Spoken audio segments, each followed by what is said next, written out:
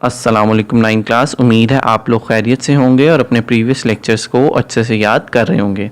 आज बायोलॉजी का lecture number 9A है, जिसमें हम chapter number 4 cells and tissues को फर्दर स्टडी करेंगे। हमारे आज के टॉपिक्स हैं cell size and surface area to ratio volume और passage of molecules into and out of sales.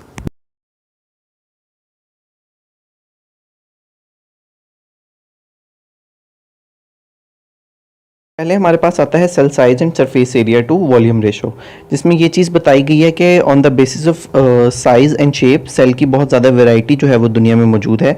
अगर हम सबसे छोटे सेल की बात करें तो उसमें बैक्टीरिया सेल जो है वो कंसीडर किया जा सकता है, जबकि अगर सबसे बड़े सेल की बात करें तो उसमें बर्ड सेल की एग्जाम्पल आती है, बर्ड एग की जो है वो एग्जांपल आती है। इसके अलावा अगर हम लॉन्गेस्ट सेल में कंसीडर करें तो हमारे मसल सेल्स और नर्वस सेल्स जो हैं वो हमारे बॉडी के या हमारी दुनिया में जो है वो लॉन्गेस्ट सेल कंसीडर होते हैं। नेक्स्ट पैराग्राफ में ये चीज़ एक्सप्लेन की जा रही है कि सेल का साइज़ और शेप और सेल का फंक्शन जो है वो आपस में इंटरकनेक्टेड है। आप सिंपली ये कह सकते हैं कि सेल के फंक्शंस उनके साइज़ और शेप पर डिपेंड करते हैं। उनकी साइज़ और शेप किस तरह की है, इसी तरीके के वो जो है वो फंक्शंस सर अंजाम देंगे। मिसाल के तौर पर अगर हमारी बॉडी जो है हमारी बॉडी में लॉन्गेस्ट सेल मौजूद हैं, नर्व सेल्स और मसल सेल्स, तो ये हमारी बॉडी में मैसेज को ट्रांसमिट करते हैं। अगर ये साइज़ में छोटे होते या लॉन्गेस्ट ना होते तो ये मैसेज ट्रांसमिट होने में और हमारी मूवमेंट में बहुत ज़्यादा टाइम लग जाना था। इसके अलावा अगर बात करें रेड ब्लड सेल्स की या हमारे बॉडी के ब्लड सेल्स की, तो इनका साइज़ बहुत ज़्यादा छोटा रखा गया। अल्लाह ताला की तरफ से ये साइज़ इसलिए छोटा था ताकि ये ईज़िली हमारी ब्लड वेन्स में यानी आर्टरीज़, कैपिलरीज़ और वेन्स में जो है वो ईज़िली ट्रैवल कर सकें। इसके अलावा भी इस पैराग्राफ में एक्चुअली एक्सप्लेन ये किया जा रहा है कि हमारी जो भी बॉडी के और सेल्स के जो भी स्ट्रक्चर और शेप हैं वो बनाई ही इसी बेस पे गई हैं कि उन्होंने आगे क्या फंक्शन जो है वो सर अंजाम देना है। इसके बाद यहाँ पे कुछ कैलकुलेशंस दी गई हैं, आप इनको रीड कीजिएगा, ये इजीली अंडरस्टैंडेबल हैं, आप लोगों को ये ईज़िली समझ आ जाएंगी। लास्ट पैराग्राफ में ये चीज़ एक्सप्लेन की जा रही है कि सेल का जो वॉल्यूम है या सेल का जो साइज़ है वो डिपेंड करता है कि उसमें न्यूट्रिएंट्स कितने चाहिए या उसमें वेस्ट प्रोडक्ट्स जो है वो कितना मौजूद है। मिसाल के तौर पर अगर हम एक स्पैरो के एग की बात करें तो वो बहुत छोटा होता है, जबकि अगर हम एक ऑस्ट्रिच यानी शुतुरमुर्ग के अंडे की बात करें तो वो बहुत ज़्यादा बड़ा होता है। और इसका रीज़न क्या है कि अगर स्पैरो एग की बात करते हैं तो उसमें एक छोटा जानदार डेवलप करना है, उससे कम न्यूट्रिएंट्स की ज़रूरत होनी है, तो वो उस हिसाब से उसका छोटा साइज़ है। लेकिन बिल्कुल इसके बरक्स हम अगर ऑस्ट्रिच एग को देखते हैं तो उसमें एक बड़ा जानदार जो है वो डेवलप होगा, उसको ज़्यादा न्यूट्रिएंट्स की ज़रूरत होगी।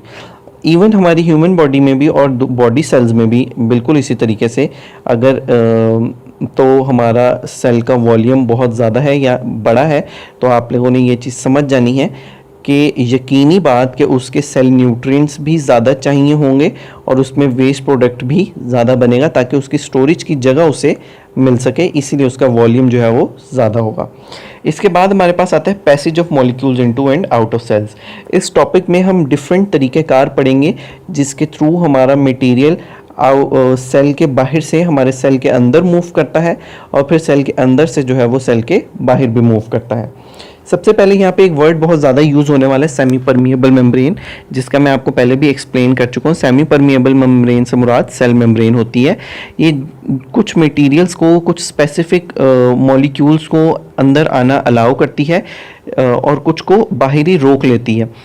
तो ये जो इसकी सिलेक्टिव अलाउ करने की कैपेबिलिटी है, हम इसको सेमी परमिएबिलिटी का नाम देते हैं। तो सबसे पहला तरीक़ाकार हमारे पास आता है डिफ्यूजन। डिफ्यूजन मॉलिक्यूल्स का एक ट्रांसफ़र का ऐसा तरीका है जिसमें हायर कंसंट्रेशन यानी जहाँ पे मॉलिक्यूल्स ज़्यादा तादाद में मौजूद होंगे वहाँ से मूव कर कर ऐसी जगह पे चले जाते हैं जहाँ पे मॉलिक्यूल्स की अमाउंट कम है। इसकी एग्जांपल बिल्कुल इसी तरीके से है कि अगर आप रूम के एक कॉर्नर में स्प्रे करते हैं तो आप उसे थोड़ी देर बाद देखते हैं कि वो आपके पूरे रूम में या दूसरे कॉर्नर में भी उसकी स्मेल आ रही है। तो क्या होता है कि जब आप एक जगह स्प्रे करें वहाँ पर मॉलिक्यूल्स की अमाउंट ज़्यादा है, वो डिफ्यूज़ होंगे और आपके दूसरे कॉर्नर तक जो है वो चले जाएंगे, यानी हायर कंसंट्रेशन से लोअर कंसंट्रेशन में ट्रैवल करेंगे। बिल्कुल इसी तरीके से हमारे सेल में भी मटेरियल्स, क्योंकि आउटसाइड द सेल मटेरियल की अमाउंट ज़्यादा होती है निस्बतन इनसाइड द सेल, तो डिफ्यूजन के थ्रू ये जो सेल्स में ट्रांसफ़र हो जाता है हमारे मॉलिक्यूल का from higher concentration to lower concentration. Diffusion हमारी बॉडी में बहुत ज़्यादा इंपॉर्टेंट है। मिसाल के तौर पर हमारी जो बॉडी में डिफरेंट हमारे सेल्स को गैसेस या आप कह सकते हैं एलिमेंट्स रिक्वायर्ड होते हैं, कार्बन, ऑक्सीजन, हाइड्रोजन वगैरह, ये इसी के थ्रू जो है वो डिफ्यूज़ करते हैं विद इन अ सेल। इसके अलावा हमारी डिफरेंट जो ग्लूकोज के प्रोडक्ट होते हैं, या आप ये कह लीजिए कि डाइजेशन के बाद जो हमारे पास यूज़फुल प्रोडक्ट आते हैं वो भी हमारे ब्लड में डिफ्यूज़ ही करते हैं, यानी हमारी ब्लड में जो एंटर करते हैं हमारी इंटेस्टाइन से, वो किसके थ्रू करते हैं? डिफ्यूजन के थ्रू करते हैं। डिफ्यूजन एक पैसिव ट्रांसपोर्ट है। पैसिव ट्रांसपोर्ट से मुराद ये है कि हमें इसको एनर्जी देने की ज़रूरत नहीं पड़ती, बल्कि ये खुद ब खुद जो है वो मूव कर जाता है, यानी ये प्रोसेस खुद ब खुद हो जाता है, इसमें एनर्जी रिक्वायर्ड नहीं होती। इसके बाद आती है फैसिलिटेटेड डिफ्यूजन, जिसमें ये चीज़ एक्सप्लेन की जा रही है कि बहुत सारे ऐसे मॉलिक्यूल्स होते हैं जो कि फ्रीली मूव नहीं कर सकते, यानी इजीली डिफ्यूजन उनकी पॉसिबल नहीं होती, और cell membrane due to their large size और ड्यू टू देयर स्ट्रक्चर उनको बाहरी रोक देती है।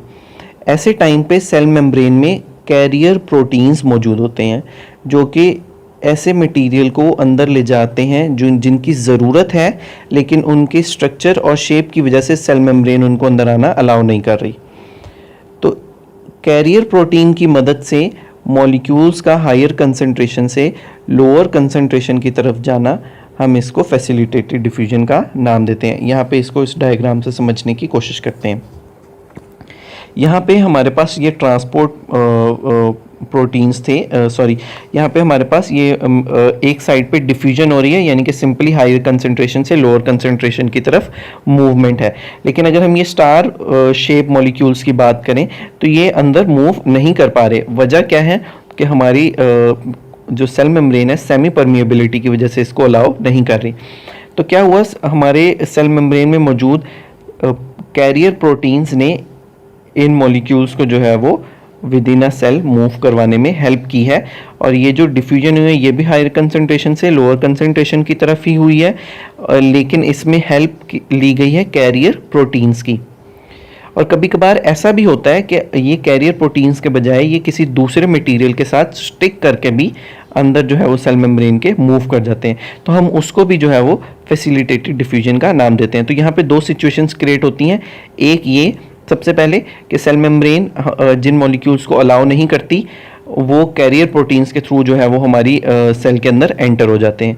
दूसरा ये कि ये उन मटेरियल के साथ स्टिक कर जाते हैं जिनको सेल मेम्ब्रेन अलाउ कर रही है, और एज अ रिजल्ट हमारे सेल के अंदर मूव कर जाते हैं। इसके बाद हमारे पास आती है ओस्मोसिस।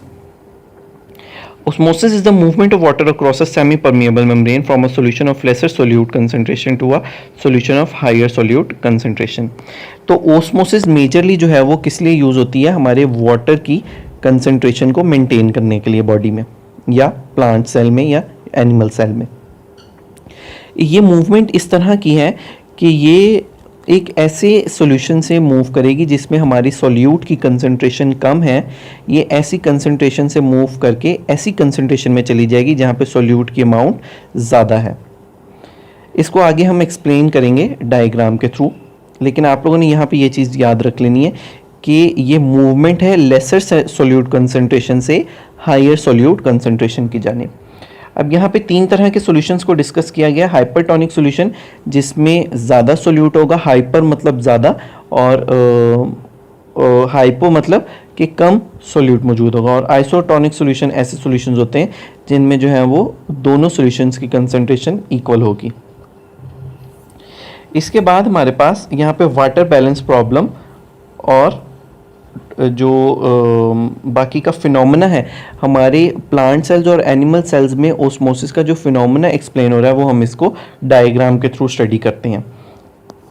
यहाँ पे एक आप डायग्राम में देख सकते हैं कि हमारे पास एनिमल सेल है। सबसे पहले एनिमल सेल में क्या चीज़ दिखाई जा रही है कि हमारा ये जो सेल है ये एक सॉल्यूशन 1 है, यानी सेल के अंदर की जो कंडीशन है वो सॉल्यूशन 1 होगी। आपने ये चीज़ याद रखनी है, जो हमने हाइपोटोनिक और हाइपरटोनिक सॉल्यूशन को अभी स्टडी किया, जिसमें हमने पढ़ा कि हाइपरटोनिक में सॉल्यूट की कंसंट्रेशन ज़्यादा होती है और हाइपो में सॉल्यूट की कंसंट्रेशन कम होती है, और आइसो में सॉल्यूट की कंसंट्रेशन सेम होती हैं। तो ये दरअसल दो आपस में सॉल्यूट को कंपेयर करके बात की जा रही है कि एक सॉल्यूट की कंसंट्रेशन दूसरे सॉल्यूट से जब ज़्यादा हो तो वो हाइपोटोनिक सॉल्यूशन कहलाएगा। ठीक हो गया। तो ये आपस में कंपैरिजन के तौर पर वो चीज़ बताई जा रही थी। तो अब यहाँ पे सबसे पहले है हाइपोटोनिक सॉल्यूशन। तो एक जार लिया गया है जिसमें हमने सॉल्यूशन तैयार किया हाइपोटोनिक सॉल्यूशन, और उसमें हमने एक एनिमल सेल को रख दिया है। फिर बिल्कुल इसी तरीके से आइसोटोनिक सॉल्यूशन लिया है जिसमें हमने नॉर्मल एक सेल को रख दिया, और फिर हाइपोटोनिक सॉल्यूशन में भी हमने सेल को रख दिया। अब किया क्या गया है, क्योंकि हमारे पास ये पहली जो सिचुएशन है वो हाइपोटोनिक सॉल्यूशन की है, यानी कि हमारे सेल में जो है वो पानी कम होगा और जो जार या बीकर है उसमें पानी ज़्यादा होगा, और क्योंकि सेल में पानी कम है तो सॉल्यूट जो है वो ज़्यादा होंगे। तो एज अ रिज़ल्ट क्या होगा कि हमारी जो जार में से पानी है वो सेल के अंदर मूव कर जाएगा और हमारा सेल आहिस्ता आहिस्ता फूलता जाएगा और फूलने के बाद फट जाएगा, रप्चर हो जाएगा। जबकि आइसोटोनिक सॉल्यूशन में हमारे सेल पे कोई फ़र्क नहीं पड़ेगा। लेकिन हाइपोटोनिक सॉल्यूशन में क्या होगा कि हमारे जो बाहर जार है इसमें सॉल्यूट की कंसंट्रेशन ज़्यादा है और सेल में पानी की कंसंट्रेशन ज़्यादा है। तो जो पानी है वो by the help of osmosis jar में या बीकर में मूव करना शुरू कर देगा, और सेल इटसेल्फ खुद क्या होगा, पानी की कमी की वजह से श्रिंक हो जाएगा और बाहर जो है वो सॉल्यूट की कंसंट्रेशन को लेवल करने की कोशिश करेगा। इसके बाद बिल्कुल इसी तरीके से सेम हमारे प्लांट सेल में होगा, लेकिन जहां हमने ऊपर पढ़ा कि हमारा एनिमल सेल रप्चर हो जाता है, ये एनिमल्स प्लांट सेल्स जो हैं वो रप्चर नहीं होते। इसकी वजह यह है कि इनके इर्द गिर्द सेल वॉल मौजूद होती है जो इनको फटने या टूटने से जो है वो बचा लेती है, लेकिन ये टर्जिट हो जाते हैं यानी सख्त हो जाते हैं। इसके बाद आइसोटोनिक सॉल्यूशन में ये फ्लैसिड हो जाते हैं यानी अपनी ही नॉर्मल शेप पे मेंटेन रहते हैं। और अगर हम बात करें हाइपरटोनिक सॉल्यूशन की तो ये प्लांट सेल जो है वो due to the presence of cell wall condition वही होगी कि वाटर बार बार बाहर मूव कर रहा होगा, और हम इस कंडीशन को श्रिंक्ड या प्लाज्मोलाइज्ड का नाम देंगे। इसके बाद आप लोगों के पास आती है ओस्मोसिस एंड गार्ड सेल्स, जिसमें ये चीज़ एक्सप्लेन की जा रही है कि हमारे ओस्मोसिस और ये दरअसल हमारे पास एक्सप्लेन किया जा रहा है प्लांट सेल्स का फिनोमेना। यहाँ पे होता क्या है कि हमारे प्लांट सेल्स में मौजूद होते हैं प्लांट्स में मौजूद होती हैं स्पेशल ओपनिंग्स स्टोमेटा, जिसके थ्रू मटेरियल जो है वो ट्रांसपोर्ट होता है, और इन स्पेशल ओपनिंग पर दो सेल्स मौजूद होते हैं जिसे हम गार्ड सेल्स का नाम देते हैं। तो इस पैराग्राफ में ये चीज़ एक्सप्लेन की जा रही है कि डे टाइम में क्योंकि हमारे प्लांट इनर साइड पर ग्लूकोज प्रिपेयर कर रहे होते हैं, इन ग्लूकोज की प्रिपरेशन की वजह से हमारे गार्ड सेल्स जो हैं अंदर जो है वो सिचुएशन हाइपरटोनिक बन जाती है, तो हमारे गार्ड सेल्स में वाटर मूव कर जाता है और हमारे गार्ड सेल्स फ्लैसिड हो जाते हैं, टर्जिड हो जाते हैं, सख्त हो जाते हैं और ओपन हो जाते हैं, और इस तरीके से मटेरियल जो है वो with in and out of the plant move करना स्टार्ट कर देता है। लेकिन जैसे ही रात टाइम आती है और ग्लूकोज बनना बंद होता है तो ये वाटर जो है वो वापस या तो प्लांट बॉडी में एंटर कर जाता है या आउट ऑफ द प्लांट निकल जाता है, और हमारे जो स्टोमेटाज हैं ये बंद हो जाते हैं, ढीले होके बंद हो जाते हैं, और इस तरीके से फिर रात टाइम पे प्लांट्स में ट्रांसपोर्ट ऑफ मटेरियल कम हो जाता है, बंद हो जाता है। इसके बाद हमारे पास बताया जा रहा है application of knowledge about semi permeable membrane. Semi permeable membrane जो है वो हमारे लिए बहुत ज़्यादा हेल्पफुल है, आपको मैंने पहले ही ये चीज़ एक्सप्लेन की, और इसकी सबसे ज़्यादा इम्पॉर्टेंट जो प्रोसेस है वो ये है कि ये चीज़ों को रिस्ट्रिक्ट करती है according to the need and according to their structure allow करके सेल में एंटर करती है।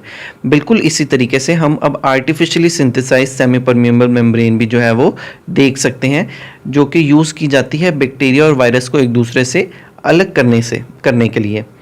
क्योंकि हम ये चीज़ देख सकते हैं कि जो हमारा बैक्टीरिया है वो सेमी परमिएबल मेम्ब्रेन को क्रॉस नहीं कर सकता क्योंकि कुछ साइज़ और स्ट्रक्चर की वजह से, लेकिन virus being a small in size ये उसको ट्रांसफ़र कर जाएगा। तो हम सेमी परमिएबल मेम्ब्रेन की मदद से बैक्टीरिया और वायरस को इस तरीके से फ़र्क कर सकते हैं कि जो पास कर रहा है that is bacteria and which one is not passing is called as virus. इसके बाद हमारे पास आता है filtration. Filtration is a process by which small molecules are forced to move across semi permeable membrane with the aid of hydrostatic pressure और blood pressure. तो filtration एक ऐसा अमल है जिसमें हम मॉलिक्यूल्स को मूव करवाते हैं इस सेमी परमिएबल मेम्ब्रेन से, लेकिन हम इसको क्या एक फोर्स प्रोवाइड कर रहे होते हैं, जैसे हमने फोर्स को नाम दिया हाइड्रोस्टैटिक प्रेशर का या ब्लड प्रेशर का। मिसाल के तौर पे अगर हम फिशेस की बात करें तो उसमें ये वाटर मॉलिक्यूल या रिक्वायर्ड मॉलिक्यूल्स जो होते हैं, हमारे मटेरियल होता है, वो फिश गिल्स के थ्रू एंटर करता है। आप आगे डायग्राम में भी देख सकते हैं, फिश गिल्स के थ्रू जो है वो एंटर करता है। तो वो बॉडी के अंदर जब मूव करता है तो वो किस वजह से मूव करता है, हाइड्रोस्टैटिक प्रेशर की वजह से मूव करता है। जबकि अगर हम अपने ही ह्यूमन स्ट्रक्चर की बात करते हैं तो हम देखते हैं कि किडनी में जब यूरिन फॉर्मेशन हो रही होती है नेफ्रॉन में, आपने 8th क्लास में पढ़ा होगा, तो वहाँ पे ब्लड प्रेशर की मदद से जो है वो ग्लोमेरुलस से मटेरियल को पास करवाया जा रहा होता है। तो सिंपली क्या है कि हम सेमी परमिएबल मेम्ब्रेन से मॉलिक्यूल्स को पास करवाते हैं with the help of hydrostatic pressure या ब्लड प्रेशर। इसके बाद हमारे पास आती है active transport. Active transport is the movement of molecule from an area of lower concentration to the area of higher concentration. Passive transport में यानी diffusion में हमने ये चीज़ पढ़ी थी कि मूवमेंट होती है हायर कंसंट्रेशन से लोअर कंसंट्रेशन की तरफ, लेकिन एक्टिव ट्रांसपोर्ट में बिल्कुल इससे उल्टा होगा, यानी कि मूवमेंट होगी लोअर कंसंट्रेशन से हायर कंसंट्रेशन पे। लेकिन क्योंकि ये मूवमेंट जो है वो ग्रेडियंट कंसंट्रेशन से ओपोजिट है, यानी जो एक नॉर्मल कंसंट्रेशन का पैटर्न चल रहा है हायर टू लोअर का, ये उससे ओपोजिट जा रहा है लोअर टू हायर। तो हमें इसके लिए इसको एनर्जी प्रोवाइड करनी पड़ेगी। इसकी मिसाल बिल्कुल इसी तरीके से है कि अगर हम ऊपर से पानी सिंपली जो है खुद ब खुद नीचे गिर जाता है, लेकिन हमें अगर नीचे से ऊपर पानी चढ़ाना है तो हमें फोर्स लगानी पड़ती है, हम मोटर चलाते हैं जिसकी वजह से जो है वो पानी हमारे टैंक्स में भरता है।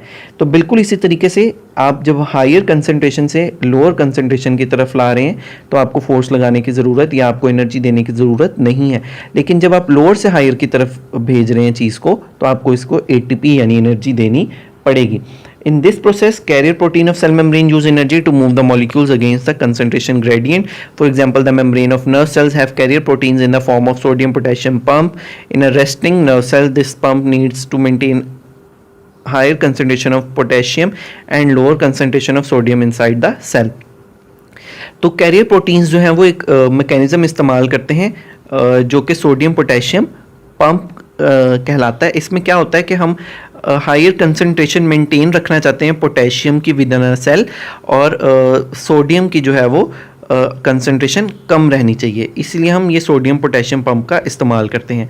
इस पंप से होता क्या है कि ये सोडियम को जो है वो actively outside the cell move करवाता रहता है और पोटेशियम को जो है वो विद इन अ सेल बाहर से मूव करवाता रहता है। तो होता क्या है कि पोटेशियम जैसे जैसे हमारे सेल के अंदर मूव करेगा, सोडियम जो है वो बाहर मूव करता जाएगा, और इस तरीके से सोडियम की कंसंट्रेशन जो है वो ज़्यादा हो जाएगी और पोटेशियम की कंसंट्रेशन जो है वो ज़्यादा हो जाएगी और सोडियम की कंसंट्रेशन कम हो जाएगी, जो कि हमारी रिक्वायर्ड सिचुएशन है।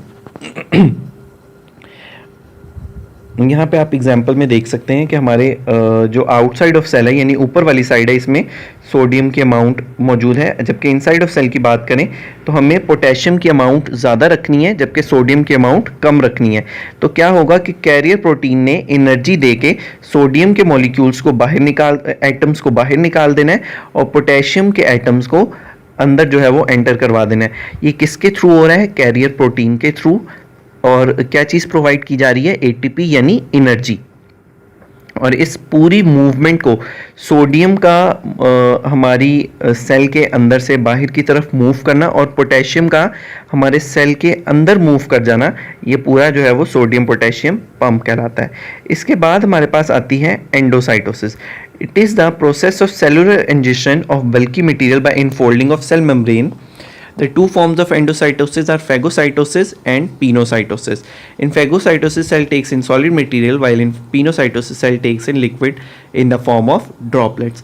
तो मटेरियल को बहुत ज़्यादा मटेरियल को अपने सेल्स की फोल्डिंग्स की हेल्प से अपनी बॉडी के अंदर, सेल के अंदर मूव करवा लेना, इसको डायग्राम के थ्रू भी स्टडी करते हैं, सेल के अंदर मूव करवा लेना, हम इसको एंडोसाइटोसिस का नाम देते हैं। एंडोसाइटोसिस दो तरह की होती हैं, एक फैगो, दूसरी पिनोसाइटोसिस।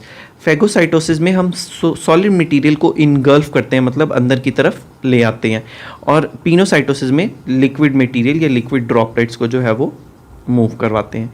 जबकि एक्सोसाइटोसिस की बात करें तो it is the process through which bulky material is exported. जबकि एक्सोसाइटोसिस एक ऐसी प्रोसेस है जिसके थ्रू हम सेल में से वेस्ट मटेरियल, आप कह सकते हैं सिंपली, बाहर की तरफ जो है वो मूव करवाते हैं आउट ऑफ द सेल, और वो भी बिल्कुल इन फोल्डिंग्स बनाकर ही किया जाता है। This process add new membrane which replaces the part of cell membrane lost during endocytosis. और क्योंकि मैंने आपको बताया कि ये इन फोल्डिंग्स होती हैं, ये इन फोल्डिंग्स किसकी बनती हैं? सेल मेम्ब्रेन की। तो जो सेल मेम्ब्रेन का हिस्सा इन फोल्डिंग्स में इस्तेमाल हुआ है, वहाँ पे नई सेल मेम्ब्रेन जो है वो डेवलप कर जाती है। अब ये इन फोल्डिंग्स किस तरह की हैं, वो इन फोल्डिंग्स हैं क्या, इसको डायग्राम्स के थ्रू देखते हैं। आप सिंपली देखिए कि ये हमारे सेल के बाहर जो है वो बल्की मटेरियल मौजूद था, डायग्राम में आप देख सकते हैं। हमारे पास बल्की मटेरियल मौजूद था और ये सेल मेम्ब्रेन थी। ये बल्की मटेरियल हमने सेल के अंदर ले जाना था, तो क्या हुआ कि सेल मेम्ब्रेन ने अपने अंदर जो है वो थोड़ा सा इनगल्फ कर लिया, अपने आप को अंदर धकेल लिया, और वो बल्कि मटेरियल उस अंदर उसके सेल मेम्ब्रेन के अंदर धलके हुए एरिया में आ गया। अब सेल मेम्ब्रेन वहाँ से ऊपर से बंद हो जाएगी और उसको एक वैक्यूल की शक्ल में अंदर भेज देगी, और ख़ुद जो है वो पूरी तरह प्रॉपर डेवलप कर जाएगी। आप यहाँ पे डायग्राम में एंडोसाइटोसिस में देख भी सकते हैं। अब यहाँ पे बल्कि मटेरियल ने एक्सपोर्ट होना है, यानी एक्सोसाइटोसिस होनी है। तो क्या होगा कि पहले बल्कि मटेरियल हमारे वेसिकल या वैक्यूल में इकट्ठा होगा, वो वैक्यूल आके हमारे सेल मेम्ब्रेन के साथ लगेगा, और सेल मेम्ब्रेन खुलेगी और उस मटेरियल को जो है वो वेस्ट कर देगी, और फिर खुद जो है वो नई डेवलप होके बंद हो जाएगी। इसी के साथ उम्मीद है स्टूडेंट्स आप लोगों को आज का लेक्चर समझ आ गया होगा। आप लोगों ने इसमें मौजूद ना सिर्फ इस चैप्टर में मौजूद बल्कि हर चैप्टर के मौजूद साइड बॉक्सेस को अच्छे से तैयार करना है। वो बॉक्सेस जो हैं वो एमसीक्यूज़ और शॉर्ट क्वेश्चंस के लिए इंपॉर्टेंट हैं। इसी के साथ उम्मीद है आप लोगों को आज का लेक्चर समझ आ गया होगा। अल्लाह आपका हामी नासिर।